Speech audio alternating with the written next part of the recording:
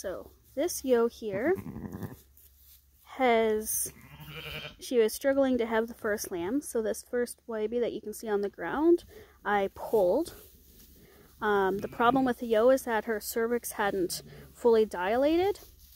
So I had to manually stretch her open enough so that she could have the lamb pass through the birth canal properly.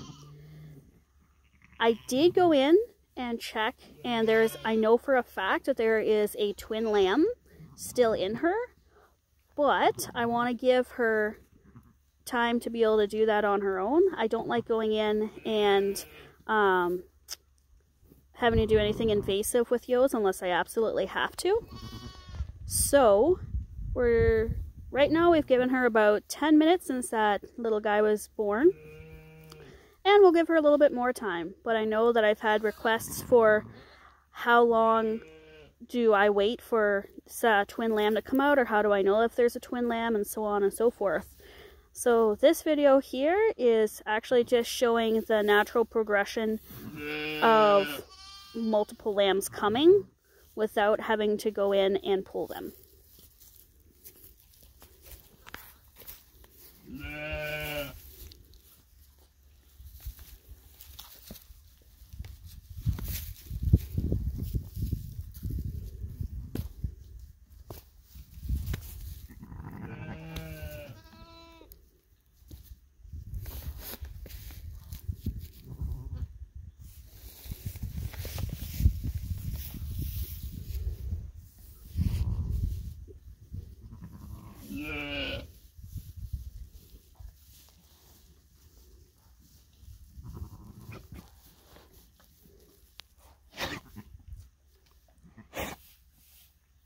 I know I've got a lot of other sounds going on in the background here, but if you're listening, you can actually hear, oops, sorry for that,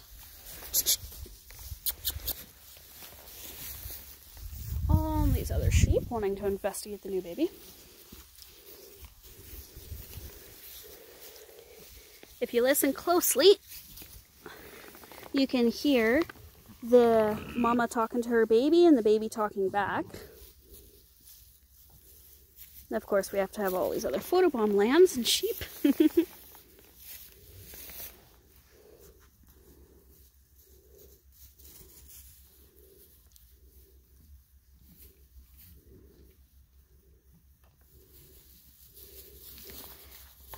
So for another little bit of educational purposes here, as you can see, this lamb has some yellowy orange stain to him. Or her, actually, in this case. And then you'll see white patches. The yellowy stain is actually indicating that it was a complicated birth or a hard birth. You'll see that in lambs sometimes, even if they weren't pulled. And the ewe is able to lick that off of the lamb, so it'll become out just as white as everybody else.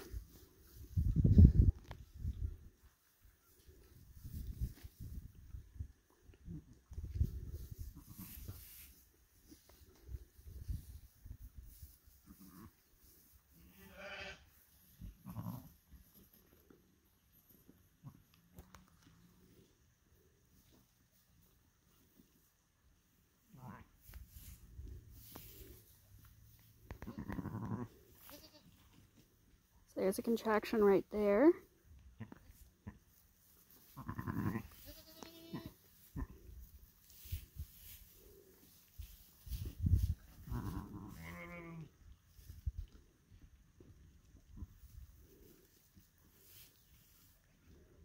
There's another contraction.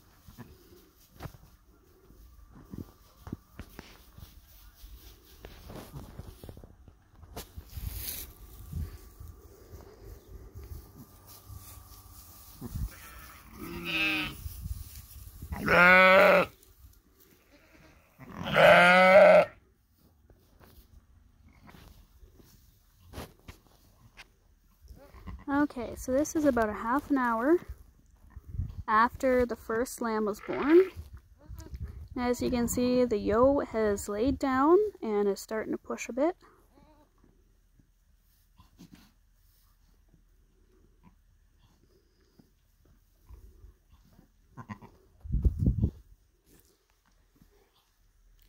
So as you've seen through the video, there's been some contractions here and there, and then yeah, we're a half an hour after the first lamb was born that the ewe started pushing like this.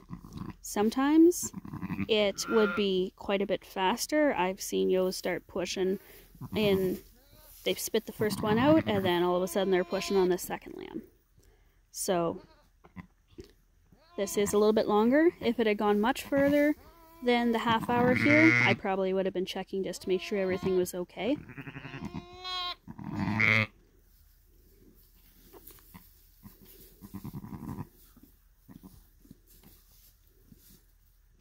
And there's our second water bag, if you can see it right there.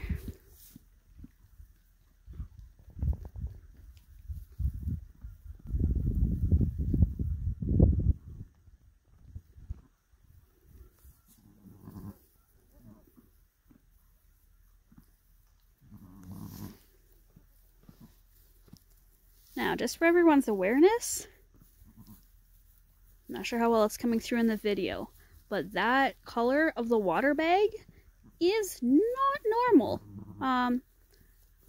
When you're watching sheep have their lambs, usually the first water bag before the lamb comes out will be a clear or pink or slight yellowy tinge to it.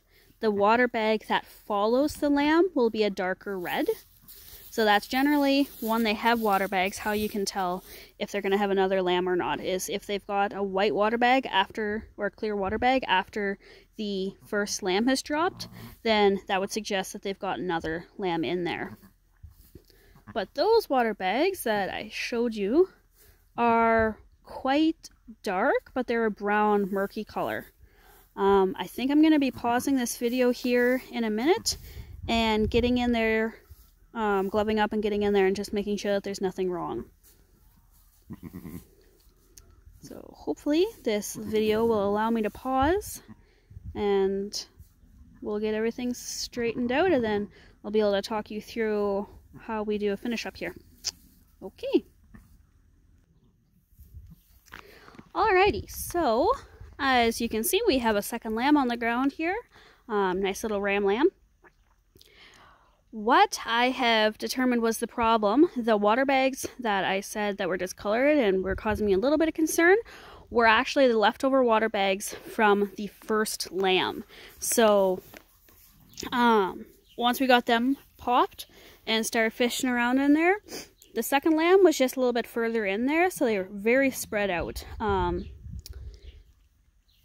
a ewe that's nice and deep like this, it's not usually that usual to have them a little bit more spread out, but again, rather be safe than sorry. And she had hit that half-hour mark where I want to know if there's a problem or not, and I'd rather just go in and do a quick check than miss something. But I wouldn't have wanted to go in any sooner than that, because quite honestly, getting this lamb out, he was still way in there, so I had to work at it a little bit. There was no specific complications. Both of them were presented properly, so the front legs were coming first and the head was resting on those legs. But overall, I think that this is a good example of when, especially for newer producers that are coming into their first lambing season, knowing when to check and when not to check your sheep, and just kind of how to time that. the more ewes that you lamb out, the better you'll get at judging that. For example, I had a ewe the other day that was presenting very similar to this, actually. And I watched her, and I only watched her for less than 10 minutes. And there was nothing I could have put my finger on that was wrong, but there was just everything in my gut was telling me that she had a second lamb in there and that there was a problem. As I got her tied up, I remembered that last year, it's not this ewe, it is another ewe I'm talking about, but the ewe had twins last year, and that the second lamb was breached and I had to pull it. Well, once I got my arm in there, I realized that it was a very, very good thing that I had checked, because the second lamb in her was not only a breach, but it was a full breach, which means that only the butt was coming first, that all of the legs were pushed forwards. Oh, that's our guardian dog, Maggie. So, with that full breach, the hocks, so the back hocks on the lamb, had actually hooked underneath the ewe's pelvis. So it took quite a bit of maneuvering to get those kind of spun around, pushed. In order to do that, what I had to do was push the lamb forward and down in order to twist those back legs free. And once I was able to do that and got the back legs coming forwards the proper way, at least as proper as a breech can get, then I was able to pull the lamb out, and there was no further complications after that. But if that had gone on when I wasn't around, or if I just let it go, that lamb could have been in a pile of trouble, and it would have been a lot harder to fix, actually, because it would have been further along in the birth canal. As it was deep enough that I was able to have room to maneuver. I'm not exactly a very tall person by any means, but I was only up to my elbow when I was doing that maneuvering. It wasn't like I was up to my shoulder or anything like that. But kind of up to your elbow is a good spot to be when you have to do these tricky situations, because it does mean that you've got room to move these lambs around if it's a mispresentation. So hopefully this little video here has given you an idea of what to look for, and what not to worry about when you're lambing. We'll get this girl and her two babies penned up in a lambing jug and get them full of colostrum.